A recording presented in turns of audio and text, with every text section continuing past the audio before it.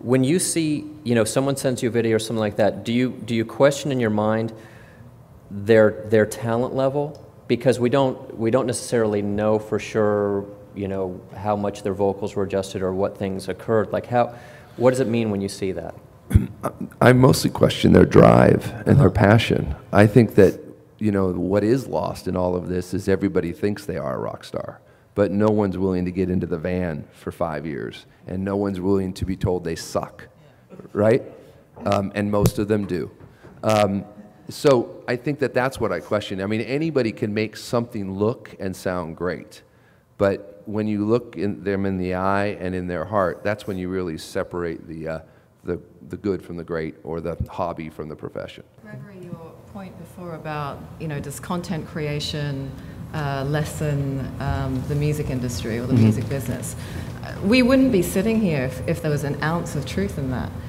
Fans generating content or people generating content or creating has this stigma to it. But when you have a look, and I don't know why it exists like that in the music business per se, because when you have a look at other industries, say fan fiction in the book publishing world, that is an area where fans will pick up and write their own stories, and it's a huge industry.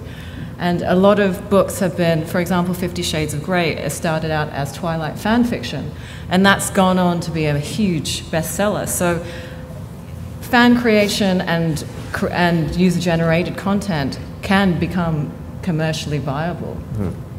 Back to Bruce about recording and bands going in. How has, you know, because there's several people on this panel who've had a very specific impact on people being able to record at home. How has it impacted your model and how you approach things to have, you know, bands be able to record maybe while they're on tour or whatever happens? I think that's a great point. I think that as the business changes and the actual album format is going to basically disappear, and the conversation between the audience and the artist has to be constant. There is no more album cycle. There is no more release, tour, disappear. If you release, tour, disappear, somebody else is releasing and touring, and they're taking your lane. So you have to constantly stay in that ebb and flow, which means the creation has to happen on the road. The amount of tour buses that I've, you know, rented with studios in the back is increasing all the time. You know, the rehearsal space in the backstage area that is now demoing for the record that gets made, it's constant. And before, not only did the technology really wasn't there, the artist was clueless on how to operate it, so you were always running around with another engineer or a Pro Tools guy, etc. And then there wasn't the need. But the other aspect of it is, I really believe that an artist staying creative all the time, you need 110 songs to get to those 10 great ones, right, is crucial. What was happening is that our artists were working, pouring their heart and soul into a record, then touring and coming back and being a completely different person and having no idea how to get back in touch with the person who wrote August and everything after. And Vicky, do you see when artists are interacting with ReverbNation, are they loading a song at a time? Do they have a focus that is, you know, on a song, or does it seem like it's bigger, or is there even a methodology? I mean, if there was a methodology for everything, I think we'd all be having this conversation from our yacht somewhere. Right. So if there's a formula, let me know. I would love to know what it is. But no, I mean, every case is different. So just in case people don't know who ReverbNation is in this room, we're an artist services platform. We have about 3.5 million indie artists and some signed artists on the platform right now. And we give them, you know, tools and services and opportunities they can monetize from, most importantly. And we kind of help them manage their careers. So, you know, I work with artists who are, like we just saw in the video, in their bedroom, you know, recording their album for the first time, and I work with artists who were major label signed artists who are no longer there. And every kind of path is different, so it kind of just depends where you are in your career. Right. And what we've touched on a few times here is that people are, again, they're recording in whatever way, and kind of people have become a jack of all trades, where it used to be very specialized, and I did this, and you did that, and that sort of thing. And Mike, you know, so when we're talking about this modern person, they're playing guitar or they're playing keyboard, they own all these different sorts of things. how do you address helping to keep this person informed with their question and needs through Nube Media? And how do you reach a person who used to be a very specific player in one thing, but now maybe has all of these broad issues to address?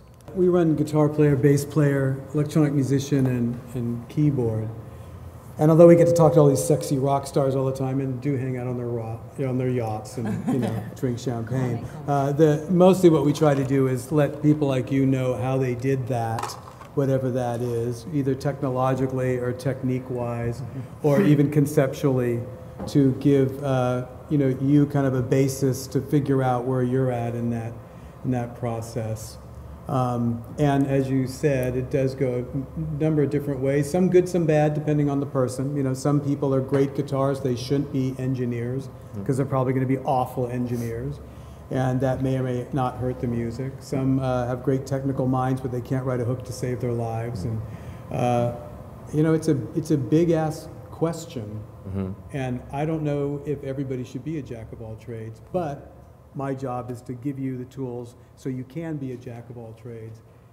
It gets back to your point, if you've got the passion and the drive, you'll get there. If you don't, you won't be able to handle being an awesome guitar player. And okay, well, how's this mic go? Should it be an inch away? Is it off axis? Oh crap, the mixing. Did I put too much reverb on that thing? Oh my God, this is bassy and crappy and horrible. What did I do? You really got to be able to say, I'm going to make it through this, and that's all about passion, which bing gets back to how it was back in Mozart's era. You have passion, you're awesome. You don't have passion and drive, you're a hobbyist, and there's nothing wrong with being a hobbyist. You just kind of have to be comfortable with where you are on those two avenues. Where do you see the role going forward? We've talked about teaching these people things, but what is the whole role of publishing, do you think? What is publishing? I mean, it's not editors deciding what you guys see anymore. On the other hand, it is editors, because you're going to let it go to all the peers. I mean, I don't know who those guys are. Are they schmucks and girls? They know what they're talking about? I need an expert to tell me where I'm going. Well, no, I don't need an expert, because I don't trust experts. I just want to hear from my friends. I mean, it's a really bizarro time for publishing. I mean, I can put out a magazine where I have acknowledged experts to say, here's some guys, how they recorded their guitar sounds. They've got hit records, take it or leave it. Or I can open up our social networks and go, none of these people have ever recorded a hit record. Doesn't mean they don't have an awesome idea about how to mic something or mix something, so there you go. So once again, it kind of gets back to us as people. Do you have the passion and drive to take everything in? Do you have that little bullshit meter to go, this person who lives in Montana who's never recorded any kind of song just gave me the best tip to record this bass line, and this guy who's made 1 million gold records or platinum records, remember what they were back when we had gold and platinum records, just gave me another awesome idea on how to track my vocal. You can't let anything out of the box. You have to decide what is the information that's going to help you, or the information that you should just eradicate or terminate with the stream prejudice. Is that what the CIA said? You were in the CIA, you know what they said. Yeah. So you did say that about the hit, the idea that this person at home has made that hit, trying to make that hit, trying to get out there. With ReverbNation, the platform is to take that song, to help them get that song to what is a hit, to whatever a hit is today. How seamless is that process? There's no seamless process to it. Everybody is at a different starting point in their career. I think it's about, for us and how we work with artists, it's kind of about, it's a congested marketplace. There's no denying that at all. So every artist, they want to be identified, right? So our job is to kind of curate the content that comes through ReverbNation. And it's a big initiative for us. So every piece of content that somebody who's on ReverbNation has, our A&R team, and through our proprietary data, we're curating all of that, and we are going to identify those bands at the tipping point, and that's when we, take our relationships and our partnerships with brands, and we align these artists that we see are kind of bubbling up, and we align them with these opportunities, and that's kind of when we're starting to see, traction and exposure at a more elevated level. Right. So, Bruce, do you sense an order for that process? I think that what is exciting is that with a push of a button, something can come out of ReverbNation and be everywhere, and then people can go, whoa, there's something, okay? Right. The most recent example of something that I think's come out of nowhere and is now global is Meghan Trainor, right? Mm-hmm. There's an artist that, for a lot of people out there, she's like, wow, how did she do this? She's, a one-hit wonder. But then you go back and look at her career, and there's a songwriter in there who kicked around Nashville for years, right? So the difference is the rocket fuel might get put on something as the internet because everybody can see it. But the staying power then comes back to what we all worship and love. What is there really something there? Because the audience will digest something because their attention span is so short. But they're only going to come back if the quality is there. And that's what's a challenge, I think, for all of us. I think the audience now they've always been smart, but now they can prove it. And they can call bullshit on people like us by saying, you've been cramming crap down our throat for too long. We don't need to deal with it. We're moving on. How are the labels handling that kind of nimble environment in your experience? I think the labels are definitely focused on, they're very focused on pop because that is the hit. And if you look at them being in the song business, which is what they are now, songs generate revenue. There's 700 different ways for a song to generate revenue. I have not figured out all 700, otherwise I would be on a really big fucking boat. So they're in a very pop landscape, right? And what's going to happen is everybody's going to rush and they're going to start jamming stuff out, and it's all going to start to get diluted. And then the audience, like they did 1,000 countless times before, will shift and say, nope, we're going to go here. And then once again, the labels will all go and they'll turn EDM artists into pop stars, and then they'll it's just a cycle.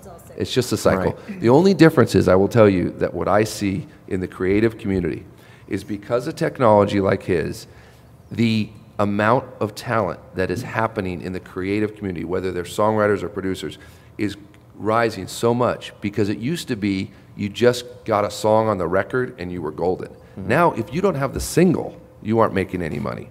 So everybody in the creative community is trying to get the A slot, which means songs that used to make a record aren't even getting played anymore. They're just nope, nope. And now you're getting albums that are deep. You're getting albums 5, 6, 7 singles deep. That's exciting to me, because it's making everybody be better at what they do.